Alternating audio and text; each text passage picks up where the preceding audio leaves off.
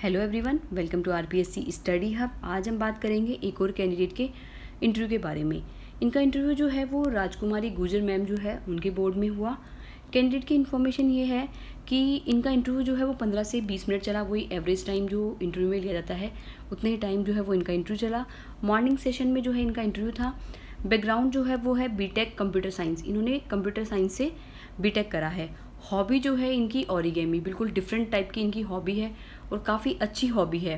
तो हर व्यक्ति को जो है अपनी हॉबी जो है वो एक अलग तरीके की हॉबी डेवलप करनी चाहिए। अब ये जो हॉबी ओरिगेमी जो है इसमें क्या होता है कि कागज़ से जो है हम विभिन्न प्रकार की शेप देके बनाते हैं। जैसे कोई बर्ड बना दिया, ठीक है, कोई भी आकृति हम जो है कागज़ से बनाते हैं। कलरफुल कागज़ का प्रयोग कर सकते हैं, नॉर्मल जो कागज़ है उसका प्रयोग करते हुए हम डिफरेंट टाइप की क्या है शेप्स बनाते हैं।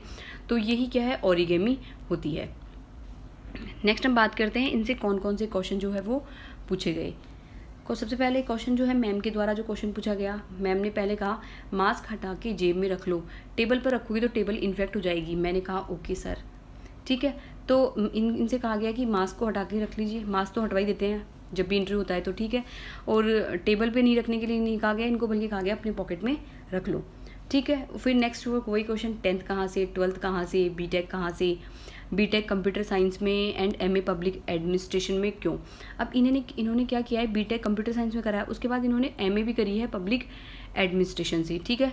तो ये जो है इन्होंने एक डिफरेंट टाइप का फील्ड जो है वो सिलेक्ट करा है, तो इनसे क्वेश्चन बचना तो लाजमी था। तो ये क्वेश्चन, फिर उसके बाद में ओरिगेमी क्या होती है ये पूछा गया, ओरिगेमी क्या होती है, फिर क्यों डेवलप हुई ये हॉबी एंड अभी भी बनाते हो क्या। अब इनसे पूछा गया कि ये डेवलप कैसे जनरेट हुई या फिर कैसे डेवलप हुई आप में, और ये हॉबी जो है आपकी अभी भी है क्या, अभी भी कुछ बनाया है क्या आपने ओरिगेमी से। फिर मेंबर 1 का आया, ठीक है। मेंबर 1 पूछते हैं व्हाट इज़ डिसीजन। कोई थिंकर का बोला बट मुझे नहीं पता था, सो सॉरी बोला।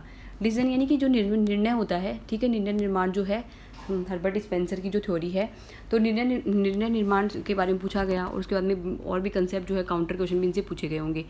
फिर थिंकर का भी उन्होंने बोला जो इनको नहीं पता था, तो इन्होंने सॉरी बोला।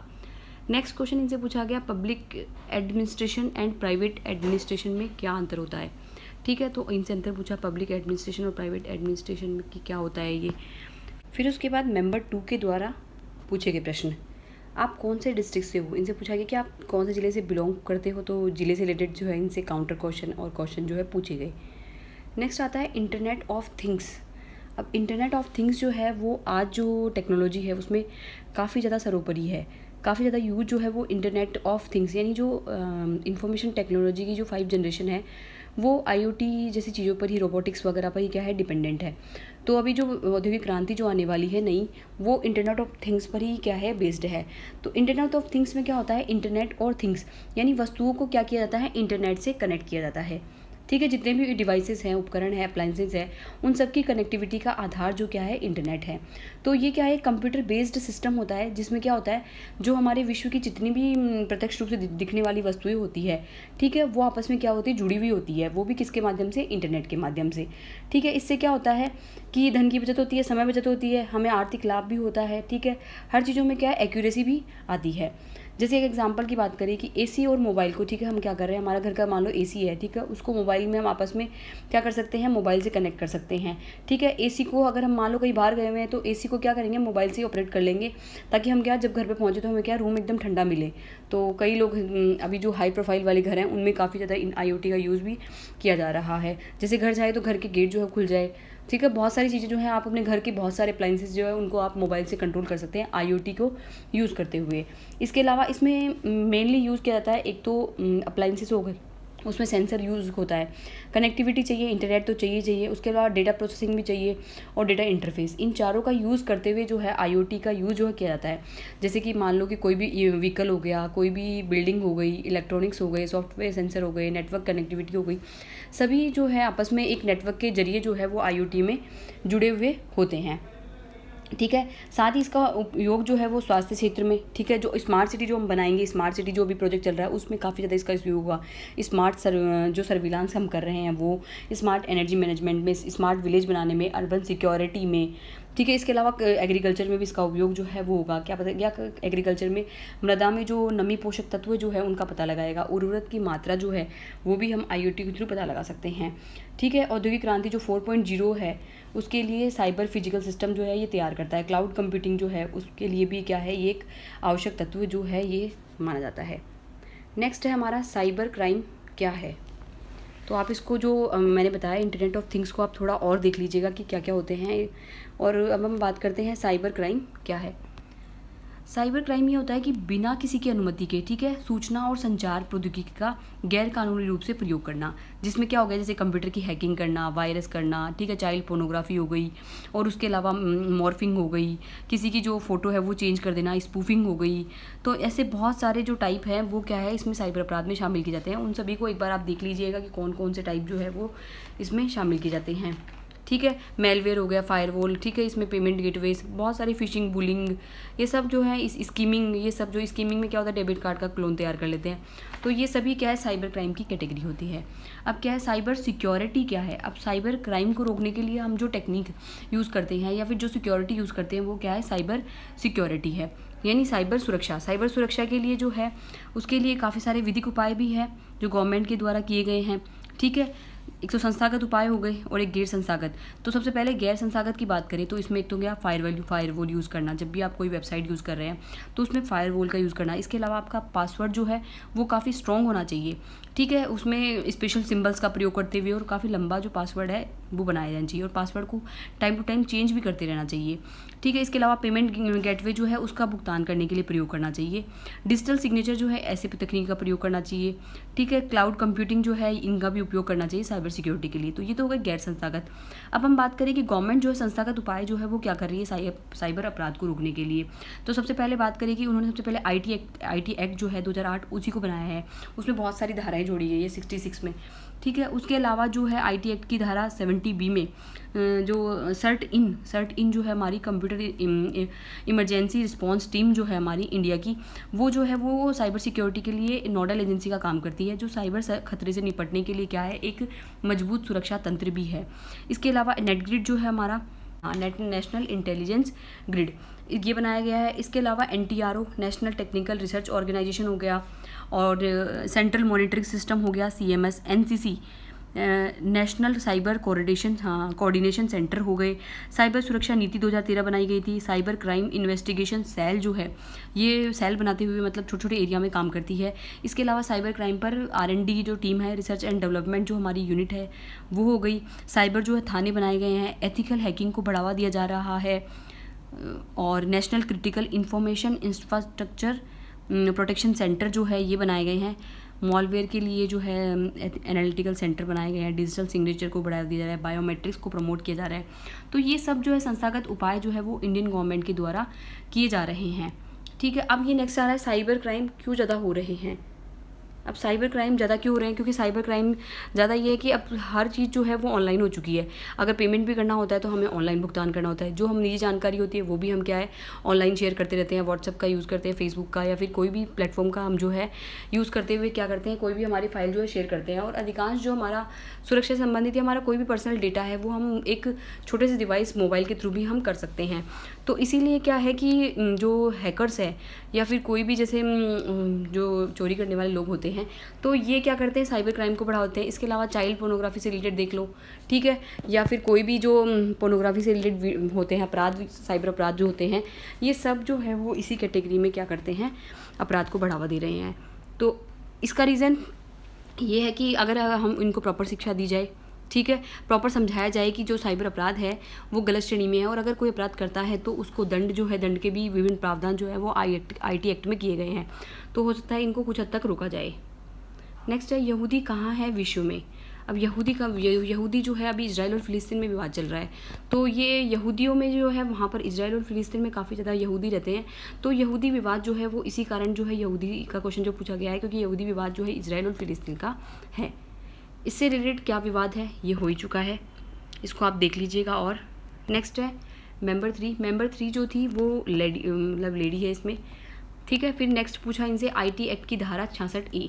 अब इनसे पूछा IT एक्ट की धारा 66A जो है उसके बारे में पूछा। अब 2008 में जब IT एक्ट लाया गया था तो फिर उसके बाद में संशोधन के द्वारा जो है उसमें 66A को जो है वो जोड़ा गया था संशोधन के द्वारा। ओके, अब ये धारा क्या कहती है? ये धारा ये कहती है कि कोई भी आपत्तिजनक संदेश भेजना, किसी को परेशान करना, तंग करने वाले संदेश भेजना, ठीक है, किसी व्यक्ति की प्रतिष्ठा को चोट पहुंचाने वाले संदेश भेजना, ठीक है, आदि का इलेक्ट्रॉनिक साधनों से प्रसारण करना, ये क्या होगा? एक अपराध होगा। जैसे ईमेल के थ्रू, ओके, मैसेज के थ्रू, या फिर व्हाट्सएप के थ्रू, सोशल मीडिया के थ्रू, या फिर किसी भी के थ्रू कमेंट करना, किसी पर गलत कमेंट करना जिसके क्या हो कि उस पर जो है उसकी व्यक्ति की प्रतिष्ठा जो है उस पर चोट पहुँचे। तो ऐसे अपराध जो है वो क्या होंगे? वो अपराध की श्रेणी में जो है वो घोषित किए जाएंगे। ठीक है, लेकिन बाद में क्या हुआ? श्रेया सिंघल ने जो है एक याचिका लगाई थी वाक और अभिव्यक्ति की स्वतंत्रता, ठीक है, 19(1)(a) के तहत, 19(1)(a) जिसमें कहा गया है वाक और अभिव्यक्ति का जो स्वतंत्रता का अधिकार जो सभी को है। तो फिर उच्चतम न्यायालय ने इसको क्या किया? 66A को जो है क्या कर दिया? समाप्त कर दिया कि इस आधार पर संवैधानिक कर दिया कि अपराध से संबंधित तत्वों को सही तरीके से सम्मिलित करते हुए अपराध की परिभाषा नहीं देती है। ठीक है, तो ये होता है कि किसी एक व्यक्ति के लिए जो बात अपमानजनक हो सकती है तो वो दूसरे के लिए नहीं भी हो सकती है। तो ये कहते हुए उन्होंने क्या किया कि जो ये धारा है, ठीक है, इसमें इसको क्या असंवैधानिक और शून्य घोषित किया जाता है। तो अभी वर्तमान में इसका स्टेटस ये है कि 66A जो है वो असंवैधानिक घोषित कर दी गई है। ओके, तो ये है 66A। उसके बाद हम बात करें, इनसे पूछा गया 66F, इसमें भी IT एक्ट जो संशोधन हुआ था 2008 की धारा 66F में क्या बात कही गई है? इसमें साइबर आतंकवाद से रिलेटेड बात कही गई है। ठीक है, साइबर आतंकवाद में भी ये कहा गया है कि भारत की एकता, अखंडता और संपूर्णता को धमकी तथा प्रभावित करने वाले तत्वों को क्या दिया जाएगा? दंडनीय अपराध जो है वो घोषित किया जाएगा। इसके अलावा भारतीय डेटाबेस चुराना, न्यायालय अवमानना करना, ये सब जो है वो इसमें शामिल है। तो इसमें कुछ दंडनीय अपराध शामिल है, तो इसमें कुछ जो कानूनी प्रोविज़न जो है वो भी शामिल है 66F में। लेकिन ये है कि साइबर जो आतंकवाद है उसके रिलेटेड इसमें बात कही गई है, भारत की एकता और अखंडता संप्रभुता की बात कही गई है इसके अंदर 66F के तहत। नेक्स्ट है, ये दोनों टॉपिक जो है IT एक्ट धारा 66A 66, ये हमारा जो पेपर 3 है उसमें जो विधि है, विधि और व्यवहार वाला जो टॉपिक है, तो उसमें विधि में जो है IT एक्ट जो हमारे पूरा दिया हुआ है तो वहाँ पर भी जो है ये काम आएगा। तो इसको थोड़ा देख लीजिएगा आप मेंस देने वाले। फिर नेक्स्ट है, टावर से क्या नुकसान होता है? अब जो जितने भी टावर लगाए जाते हैं, टावर से नुकसान होता है कि रेडिएशन निकलता है। तो रेडिएशन जो है वो मानव स्वास्थ्य के लिए खतरनाक होता है, और रेडिएशन जो हो कि काफ़ी ज़्यादा जन बसाव वाले क्षेत्रों में लगाया जाता है, वहाँ पर बच्चों को, बूढ़ों को और जो भी यूथ है सभी को जो है बहुत ज़्यादा नुकसान जो है इससे पहुँचता है। ठीक है, उनकी हेल्थ में गिरावट हो जाती है। इसके अलावा चिड़चिड़ापन रहने लग जाता है, तनाव रहता है, ठीक है, याद मेमोरी जो है वो लॉस होती है। तो बहुत सारे नुकसान जो है वो टावर से होते हैं। तो टावर जो है हमेशा जन बसाव से कम क्षेत्रों वाले में लगाए जाने चाहिए, या ऐसे एरिया में लगाने चाहिए जहाँ पर क्या है जनसंख्या थोड़ी कम है। ओके, इसका क्या सोल्यूशन हो? थोड़ा सोल्यूशन और आप देख लीजिएगा, मेरे को जो सजेशन आया मैंने 1-2 बता दिए हैं। नेक्स्ट है, स्मार्ट सिटी क्या है? स्मार्ट सिटी क्या होगा? बेसिकली स्मार्ट सिटी एक ऐसी सिटी है जिसके अंदर बहुत सारी साधन सुविधाएं जो है वो एक ही जगह उपलब्ध होएगी, चाहे वो इंफ्रास्ट्रक्चर रिलेटेड हो, इंटरनेट से कनेक्टिविटी होगी, ठीक है, ट्रांसपोर्ट से कनेक्टिविटी होगी, इसके अलावा हर चीज़, सैनिटेशन की प्रॉपर व्यवस्था होगी, हर चीज़ जो है, शिक्षा जो है वो भी क्या होगा? बसाव अच्छा होगा, व्हीकल्स की पार्किंग, मल्टी जो लेवल पार्किंग होती है वो इसमें होगी। तो एक काफ़ी ज़्यादा एक अच्छा अप्रोच जिसमें मेट्रो वगैरह पूरा जो सिटी में क्या होगा, पूरा सिनेरियो जो है एक रॉयल सिटी का जो है वो लुक देगा स्मार्ट सिटी में। तो स्मार्ट सिटी गवर्नमेंट का प्रोजेक्ट भी है, इंडियन गवर्नमेंट ने काफ़ी ज़्यादा सिटीज़ को अप्रूव किया है। राजस्थान की भी 4 से 5 सिटीज़ जो है वो स्मार्ट सिटीज़ के प्रोजेक्ट में आती है। ठीक है, जिसमें कोटा शामिल है, और उसके अलावा अजमेर शामिल है, उदयपुर शामिल है। तो इस तरह से काफ़ी ज़्यादा सिटी जो है इसमें शामिल है स्मार्ट सिटी में। इसमें शायद मैंने एक बार मैम को सर बोल दिया था, अब मैम को इन्होंने एक बार सर बोल दिया था, ऐसा हुआ। नेक्स्ट है अगेन चेयरपर्सन मैम। अब दोबारा मैम जो है इनसे पूछती है चेयरपर्सन, वो बोलती है स्टार्टअप इंडिया क्या है?